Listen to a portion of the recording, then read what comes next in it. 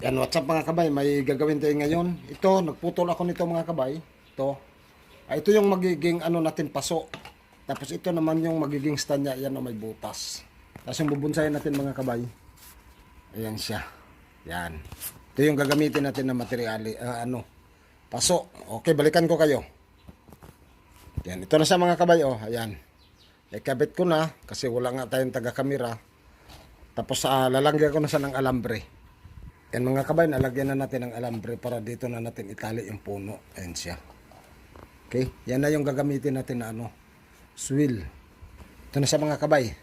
Yan o, natali, nalagyan na natin ng alambre. Yan o. Yan. Oh, cute. Siyempre, lalagyan na natin ng lupa. Yan. Yan, lalagyan na natin ng lupa. Yan siya.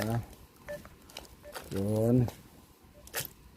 Ano na talaga yan mga kabay, mini bonsai. Yan, mini bonsai natin. Siyempre